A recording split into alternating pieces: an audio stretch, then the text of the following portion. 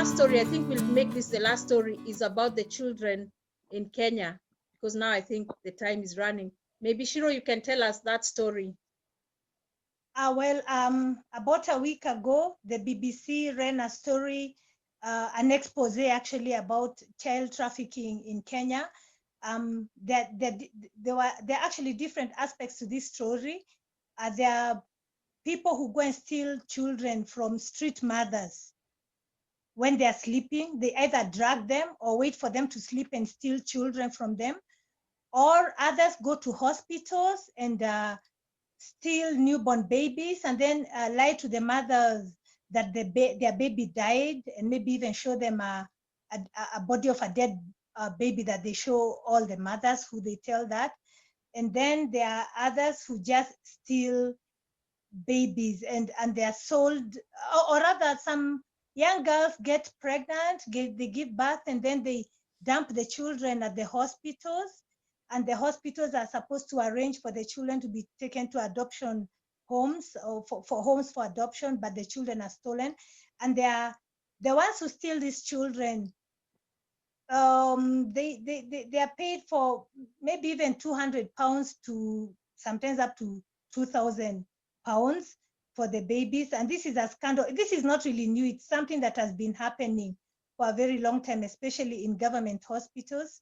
But it's because it was covered by the BBC that now we are seeing it being brought into the limelight and some action being taken. Okay, so I'm gonna play a little the clip from the BBC video just so you guys can see what we're talking about. Every year, hundreds of children disappear from the streets of Kenya.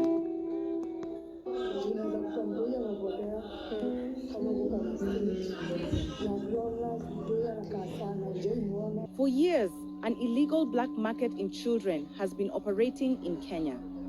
A series of abductions targeting children has rocked Nairobi recently, sending chills down the spines of many parents. It is a trade in human lives that preys on our most vulnerable women, leaving unimaginable trauma. In Nairobi, it is not hard to find women like Susan, desperate mothers searching for their missing children, often for years after they were stolen. Susan has tried everything, but to no avail. Nalipotea lini? 2016. Nikasema tafadhali ingemshika nione tu alikufa nimshike badala ya kupotea na mtu. An estimated 60,000 children sleep on the streets of Nairobi. They have become prime targets for child traffickers. Hiyo ndio life, na sikupenda kwetu tukae kwa street. Nani kugutuka nikapata sina mtoto. Na siwezi kuambia nani alichukuanga mtoi wangu, na naita Lawrence Josiah. Nikamtafuta hadi center nyingine, nimetembea hadi centers. Wale mimi naweza tamani tu kumuona. But who are the shadowy figures preying on these women? We've been approached by an informant. She claims to know an active child trafficker called Anita, who steals children and sells them to the highest bidder.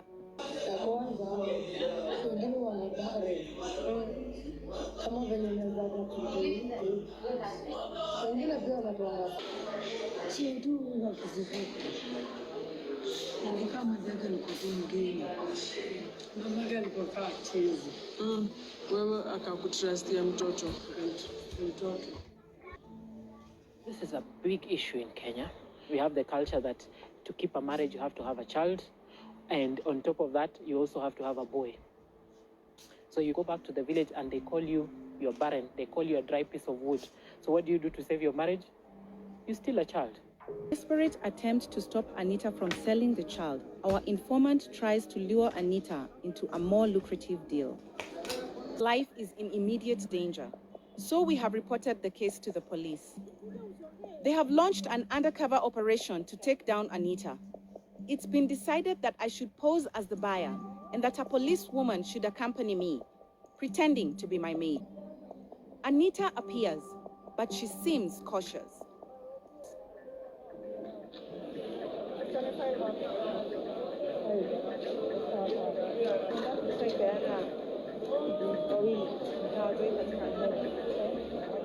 And as soon as Anita arrives with the baby, the police will swoop in, arrest her, and release the child. But she never does. A few days later, we get word that she sold the baby to a higher bidder. Thousands of children will sleep on the streets of our capital, and those who prey on them are watching, waiting for their moment to pounce. So it's basically people are stealing kids and selling them as a business. And as that woman said, it's very lucrative because what somebody can make in an entire year of working, they can get from just selling one child in an instant.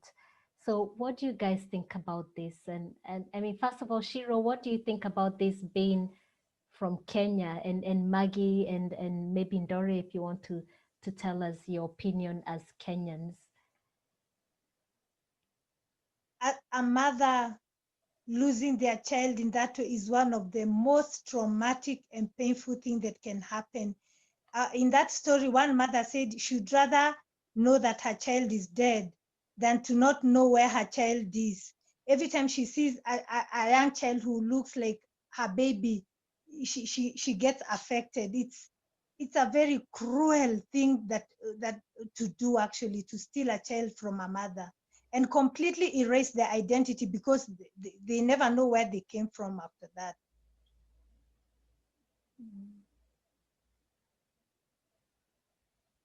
Yes, Shakira. I actually had a question because I heard that the woman said that some of them are being sold, like bought by women who can't have kids and are being called dry pieces of woods in marriages. But like, I'm guessing there are other reasons why, like, that they're being like sold and bought. Does anybody know what those are? They were given two reasons. One of them being that there are couples who have no children, especially if the woman is in a marriage and her marriage depends on her being able to produce a child, particularly a boy child, then she'll go and buy a child. So that's why demand and supply.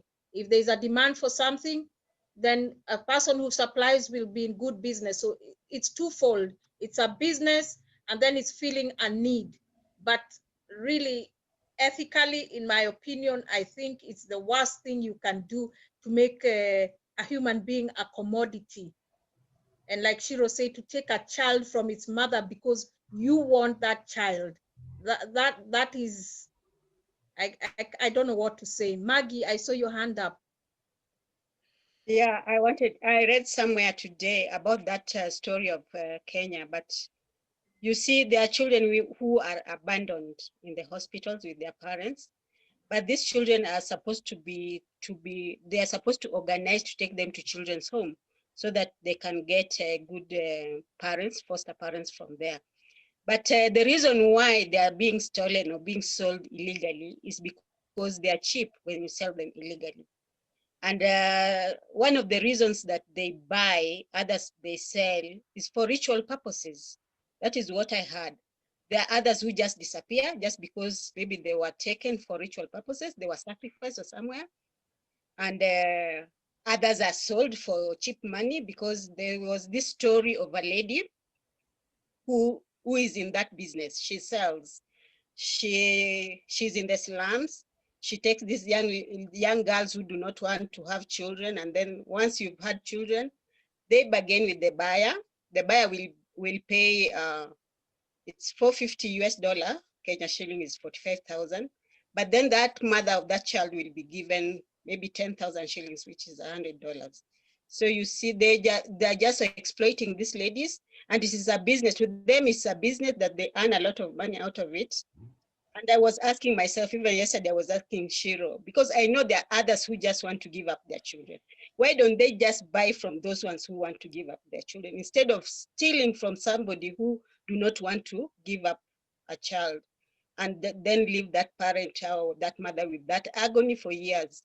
There's a lady who lost a child at a young age, and she can only remember that child when the child was 1 year old. And now I think the child is supposed to be in 16 years. So she doesn't know if the child is alive or a child is dead. And living with that, it's better your child is dead and you've buried that child instead of just imagining that maybe it's dead or it's alive.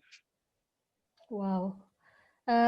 Okay, Kinda, I've seen your hand was up. Yeah, just before a few weeks, I just heard two stories in Lebanon about one mom. She offered her twins girls to sell, and other story one father he sell his daughter. The first story, just the mom, she said, I can't do anything with this twins girl. I think it's 2 or 3 years, and because it's very naughty, it's very noisy at home, and I can't deal with them. I don't want them. And the producer, he asked her just on TV. She said it on TV, and the producer, he asked her, "You sure you want to do that?" She said, "Yeah, I have another girl. It's bigger than these two, and I am okay with this girl. I don't want these two twins." I can't imagine how mom can do that. She said, Wow. "Yeah, I think these twins have autism, and she doesn't know how to deal with this with these twins." And she said, "I don't want it. If anyone wants it, I am just give it free to anyone wants these twins." And the other story, it's the father. He sell his daughter. She was 4. Just he said, "I don't have enough money to for her. I have another. I think he has 3 kids. He want to sell anyone, and he sell it in $200 or $300. It's very cheap to one, and he knows this person. He will sell it to another family. He knows that, and he said, "Yeah, I'm okay with that. I can't sell my daughter." He just took his daughter to this person, and he know he will sell it to another family. Yeah, I can't Terrible. imagine how can do that. Especially mom, how mom can do that. Yeah, I really can't understand that. Because I am a mom, I can't understand that, but that's happening. I didn't heard in Syria that happened, but I heard that in Lebanon. This is just crazy. You know, it's a very upsetting, obviously, issue, because these are children, these are human beings, and like Keshi said, being sold as commodities. And it seems there's multiple issues here, or multiple, how do I say it? There are those who are selling because they say they're in poverty and they just can't afford and they need money. And then there are those who are actually exploiting vulnerable people and taking these kids for very cheap prices and then selling them on for much, much more. So for them, it's a business.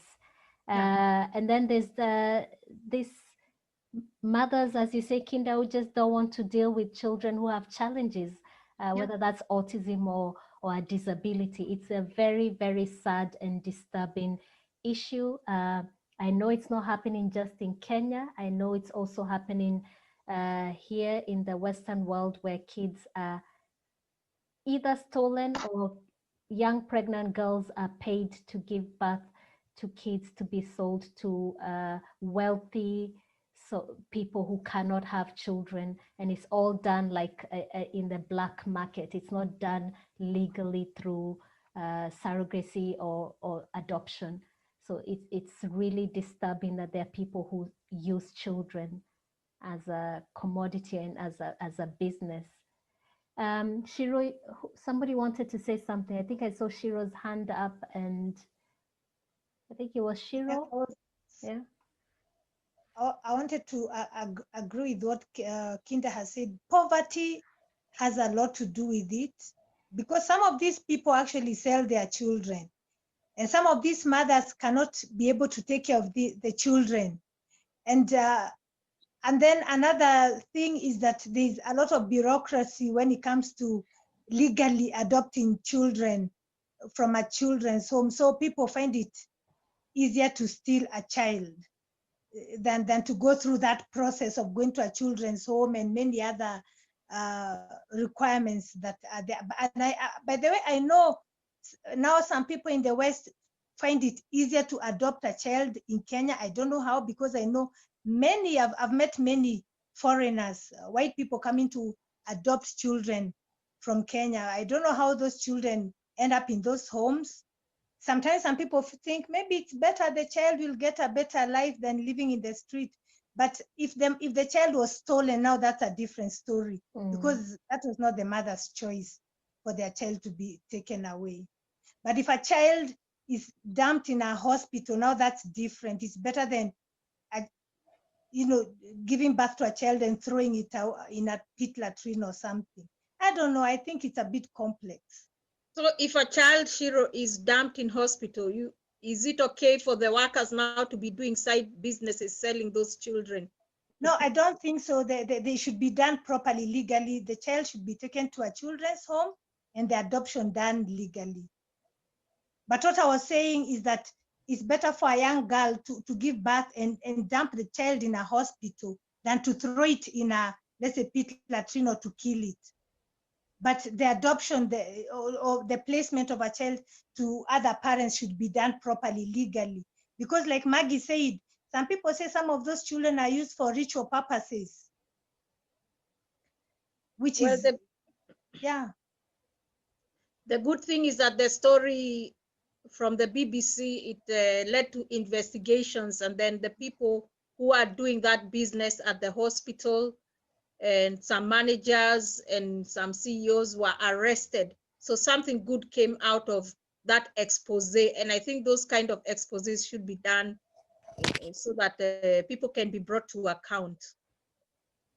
Yeah, Yes. It shows you actually the power of the social media, the internet, and sort of like the global connection we have through the internet, because I'm sure the BBC heard of that story from someone talking about it maybe on social media channels, and that way attention is brought to a very serious issue. And we know if the BBC didn't shine a light on it, nothing would have happened to those people. They would have gotten away with it. Yes, Antonella? That's a new story, actually, Shiko. Yeah. As you say, it's not a news story. The only reason why the people were arrested was because it was shown on the BBC. So that's great. Antonella, please. So first of all, thank you very much for choosing this topic, and also to prepare myself for the discussion of today. I also took vision of the video shared by Keshi. So first of all, thanks for this, because I personally was not aware of this phenomenon. I didn't manage to see the whole video, but now you just said the conclusion. So I'm very happy. So I share your point, Shiku, by saying that the power of social media, this person was arrested, and I'm so happy about that. And I have something else to say. 2 days ago, on the 20th of November, the topic that we are discussing today is perfect, and is because on the 20th of November, 2 days ago, it was the Global Day of the United Nations Children's Rights. And so today is 22nd of November. The fact that we are speaking and discussing this, it is remarkable. So we in 4Wings also have chosen this. So thanks also for the choice of the topic. It's an important message. Children from all over the world deserve to be protected. Yeah. Thanks. True. Yeah, thanks, Antonella, for that, and also for highlighting that that it was the international United Nations. I've forgotten what the exact words are, but for children's rights, UNC. Yeah, only in 1887. Only in 1887, children's rights have been recognized. And 2 days ago, there were also public discussions in the UN, and they highlighted the importance. So children from all over the world, they, have this right to play, right to have a family, right to share time with peers, and also the right to be respected. And we must spread the message and take care of the children of all over the world. Yes. Yes, Shakira, and then we'll wrap up. We'll pass on to Keshi or Shakira to wrap up. Yes, please. Yeah, it's also I like Antonella, I didn't know this either. I hadn't heard anything of this happening anywhere in the world. And I just feel like generally the power that we have today is like quite remarkable. Like you could share something on social media, it could go viral, and something could actually be done in situations of injustice. And I don't know, it's generally happened a lot where, for example, even if it's just like not just, but like if it's a cold case that happened 20 something years ago and somebody tries to advocate for that case today, it will get looked into if it gets enough media attention. Which sounds a little bit morbid that you need to have media attention to get anything looked into, but the fact that we as a people have that power today is just completely like, I can't even fathom it. Like, it's crazy. I'll just say something quickly, actually, because Shakira, you're from Denmark. I know you said you've never heard of anything like this, but it's so ironic because maybe 10 days ago, I finished watching a crime show, a Danish crime show, by the way, about this exact issue. There was a child trafficking ring between Poland, Denmark, and France, where young women who are pregnant and poor in Poland were being told, oh, you can go and give birth in this, where do nuns say? Convent, and we'll take care of you and your pregnancy. And while they're there, they're told to sign some document where they're giving up the child, but they don't know that. And the nuns were convincing them that this is the best option for the child to have a life, because it's a Catholic country. If you have a child out of wedlock, you'll be ostracized. So the kids were being taken away from the parents. And then the girls from Denmark who needed money were getting pregnant and then have given birth, and these babies were being sold on to rich families in France.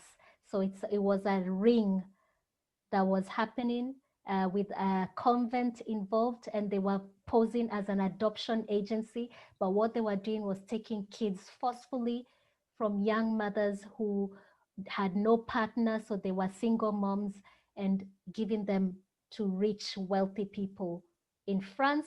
Those rich people had no idea that it was all black market. They thought they were doing it properly, and they paid a lot of money to have it done. So I know you haven't heard from it, but we also know that a lot of the time plots in movies or programs, they come from somewhere. It's not just from the air. It's something that's probably happening, and that's where the story idea came from. And it happens a lot in some countries where people are really struggling with money.